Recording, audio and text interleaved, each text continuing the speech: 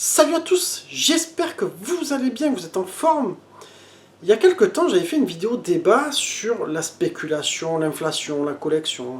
La vidéo d'aujourd'hui aura un peu un lien quelque part, puisqu'on va parler d'une enchère, même pas n'importe laquelle. J'ai vu des gens se battre pour une converte en loose sur Neo Geo. Franchement, un truc de dingue. Ben, je vous raconte tout ça après le générique.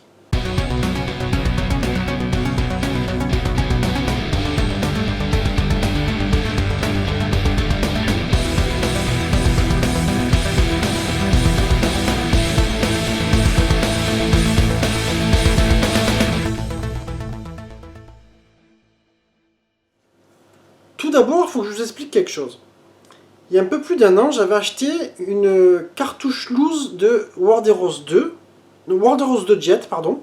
Et en fait, je m'étais dit, c'est pas grave, je prendrai une boîte repro avec jaquette repro chez No Store.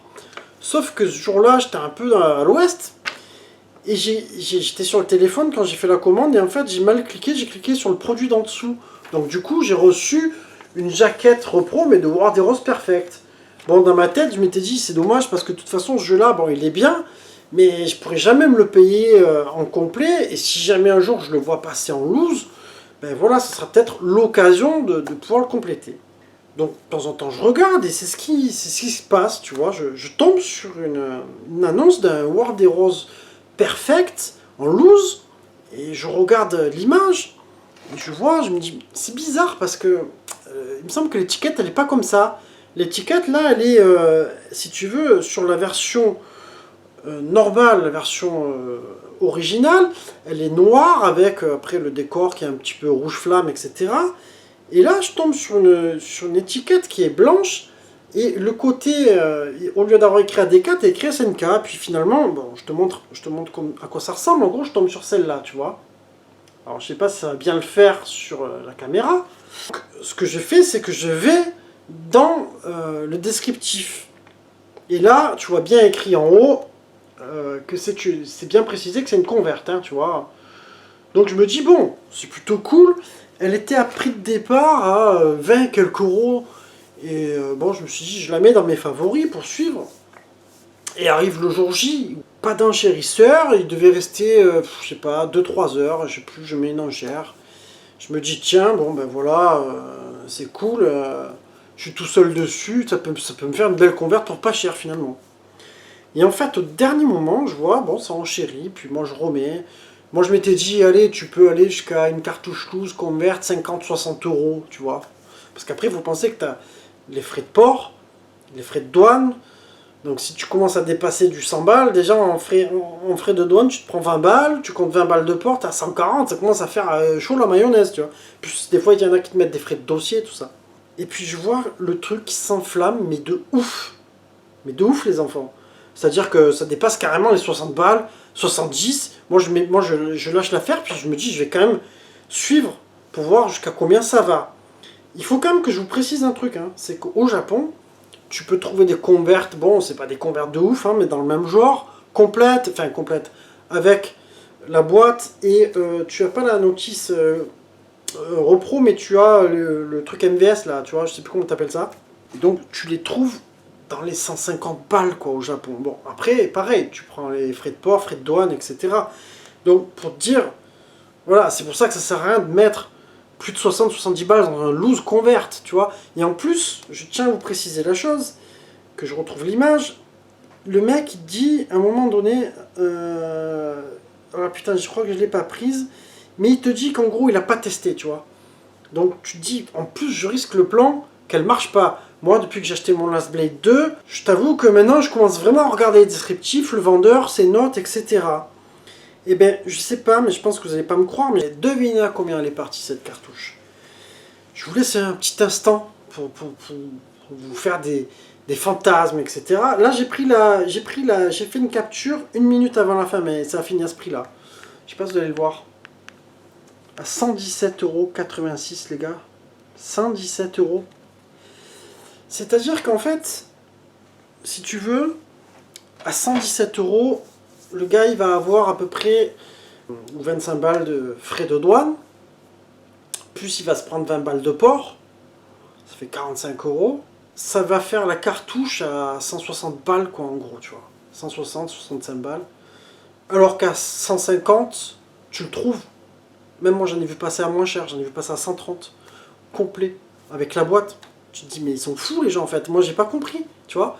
C'est là, donc, où cette vidéo fait un petit peu le lien avec la spéculation, l'inflation. C'est que si tu as des gens qui sont assez fous pour mettre des prix, mais en plus dans une converte, tu vois, tu les mets dans un jeu original, tu le veux, etc. Je peux le comprendre. Mais dans une converte, mec, t'achètes un faux jeu, enfin, t'achètes un jeu, c'est pas l'original. Ça vaut pas ce prix-là. Pour moi, ça vaut pas ce prix-là. 117 euros. Dites-moi, vous, dans les commentaires, ce que vous en pensez. Mais une cartouche loose converte, pour moi, ça vaut pas ce prix-là. Et donc, tu te dis, mais c'est aussi normal alors que les prix augmentent. Parce que demain, tu te dis, alors moi, si j'ai envie de faire le profiteur, j'en ai 2 ou 3 des convertes. Ben, même je la mets en loose, comme ça, je récupère une boîte. Je la fais partir plus cher que limite, je la fais partir peut-être au même prix que ce que j'ai payé la converte complète. Enfin, c'est un truc de dingue. Donc je pense qu'à un moment donné, moi, tu vois, quand j'ai vu le prix grimper comme ça, je dis non, non, moi je m'arrête. Alors après, il y a une autre question. Il y a une autre question. C'est que moi, ça m'est arrivé aussi. Hein. Tu dis, tu as l'habitude d'acheter sur eBay, machin, descriptif, tu regardes pas. Tu vois 2-3 photos. Est-ce qu'ils ont bien capté que c'était une converte? Est-ce qu'ils ont bien capté que c'était ça? Moi, je l'ai capté parce que par rapport à l'étiquette, je me suis dit, c'est bizarre en fait de voir écrit SNK parce que je savais que c'était un jeu ADK et que j'avais déjà vu l'étiquette originale, tu vois. Mais est-ce qu'il y en a qui l'ont acheté, ils n'ont pas vu? Parce que les descriptifs, je t'avoue que ça m'est arrivé de ne pas les regarder à une époque. Et d'ailleurs, c'est comme ça que je me suis fait massacrer sur un câble. J'avais acheté un câble Neo Geo HDMI. Et en fait, le mec, dans le descriptif, il précisait bien qu'il prenait un port exorbitant. Parce que ça venait de Chine, tu vois. Et moi, quand il a fallu payer 50 balles de port, j'ai pleuré, quoi. En fait, j'avais pas fait gaffe. Moi, j'avais acheté, j'ai dit, oh, le câble, 15 balles. Ah ouais, sur eBay, putain, il a 35-40 euros. Là, je l'ai payé 15, ouais, au final, il m'est revenu 2 fois plus cher. Mais tu vois, donc, c'est quand même, moi, je trouve, c'est pour ça que je fais cette vidéo, parce que je trouvais que c'était un peu aberrant. Moi, je m'attendais pas à ce que ça grimpe comme ça. Alors, après, il faut savoir que c'est un peu le principe des enchères. C'est-à-dire qu'en gros, quand tu achètes aux enchères, tu as cette espèce d'excitation, là, de dernière minute, tu t'enflammes, moi ça m'est arrivé. Et finalement, d'acheter un peu cher. Bon, c'est pas... C'est un peu cher, quand je te dis après, tu raisonnes quand même, à un moment donné, quand tu es au plus un peu just au niveau thune, tu fais gaffe. Et c'est vrai que, pour ceux qui n'ont jamais connu les enchères, je vous le dis, si jamais vous en faites un jour, d'un coup, tu as l'excitation d'acheter et de gagner le truc, un peu comme si tu gagnais un jeu vidéo. Et ça, c'est dangereux. Ce qui fait que finalement, des fois, il vaut mieux acheter en buy it now direct, tu vois, quand tu as sur eBay, te propose achat immédiat, que t'amuses à prendre le jeu aux enchères, parce que des fois, finalement, tu vas le payer un peu plus cher. Et après, bon, ça dépend de l'état, c'est toujours pareil, mais c'est un peu ce principe-là. Mais là, je t'avoue que j'ai été vraiment sur le cul, je m'en remets toujours pas. Là, la vidéo, je vous la tourne 2 jours après, et dans ma tête, je me dis, putain, mais c'est pas possible, enfin... Tu vois, c'est un truc qui tourne pas rond. Et pourtant, je dis qu'on est tous un peu tarés avec nos collections, nos trucs. Mais là, si moi je l'avais acheté 117 euros, je te jure, hein, si moi je l'avais acheté 117 euros, je me serais dit, mais je suis complètement malade, n'importe quoi là. Franchement, c'est bon, il faut que j'arrête tout parce que ça part en couille complètement. Donc voilà, c'était une petite vidéo. En même temps, je sais pas si on peut dire que c'est du drama ou ce genre de choses, mais j'aime bien aussi faire des vidéos de débat où j'aime bien raconter un petit peu. La vie d'un chineur qui cherche à trouver ses looses en fait, tu vois, pour jouer à ces jeux. Parce que moi, franchement, même un loose en converte pas cher, moi je suis content si je peux le mettre sur ma Neo Geo. Franchement, ça le fait, c'est cool. Donc j'ai trouvé ça sympa, je me suis dit, allez, on va le partager ensemble. Et puis ben, on arrive sur la fin de la vidéo. J'espère qu'elle vous aura plu, les enfants. Puis ben, moi, je vous embrasse tous. Alors, j'ai pas fait de vidéo sur le fait que j'ai dépassé les 900 abonnés, mais en tout cas, merci encore, merci à tous de me suivre, ça fait vachement plaisir, c'est que du bonheur, et puis ben, je vous dis à très bientôt les enfants pour de nouvelles aventures.